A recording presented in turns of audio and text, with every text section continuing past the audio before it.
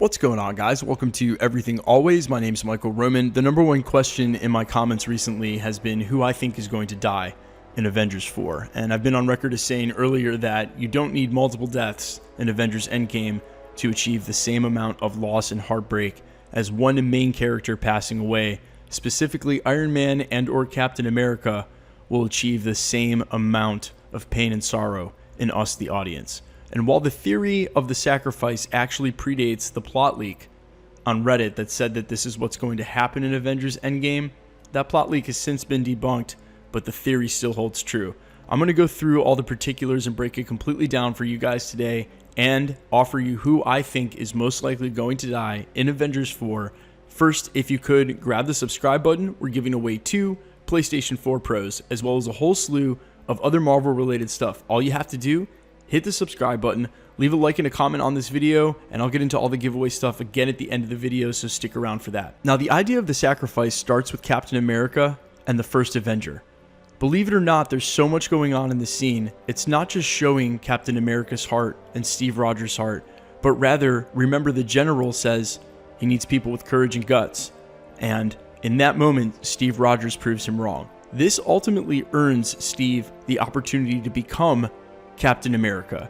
The idea of the sacrifice is then reiterated specifically in the first Avengers movie when Captain America tells Iron Man, "You're not the one to lay down on the line. You're not the one to make the sacrifice play."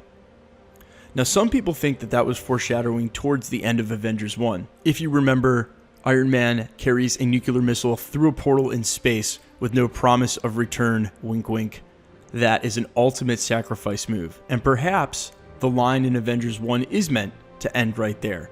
However, no one can argue that Tony and Captain America have been on very similar yet different arcs throughout these last 4 Avengers movies, well, 3 leading into the 4th, Endgame. Captain America starting as the ultimate yes man and soldier, trending towards becoming his own man, keeping the power in his own hands, taking his own orders, only fighting for what he believes in rather than what he's told to believe in. Iron Man, someone who's not only distrusting of the government, but hacks them twice on screen.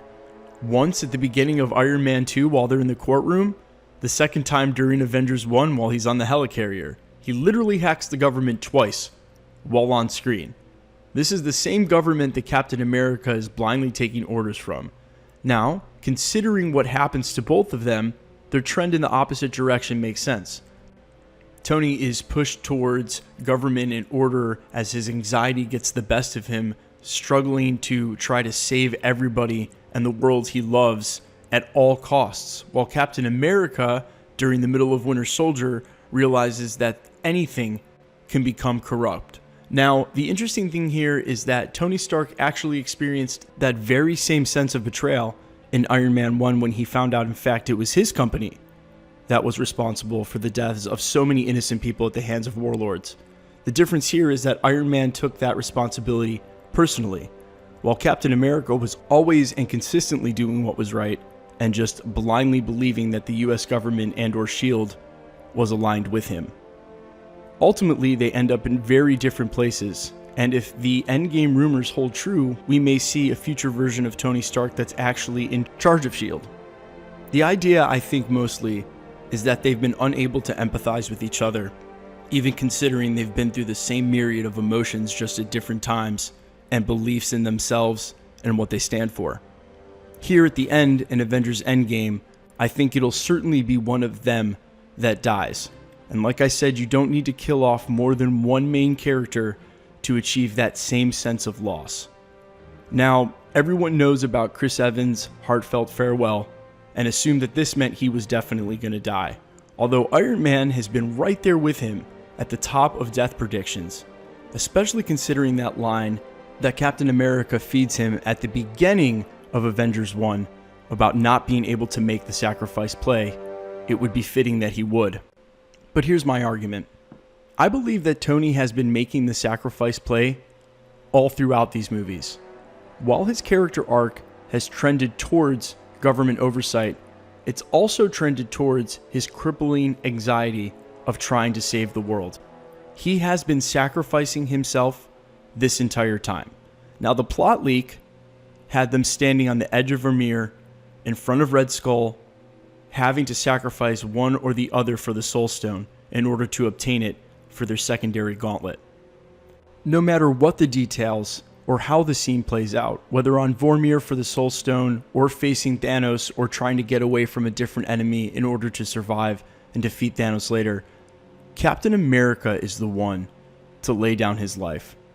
His sacrifice has been coming for a long time as he's trended away towards this not being his world. I think he knows he's a man out of time. He's known it the whole time. Loki's first description of him is something that fits him best.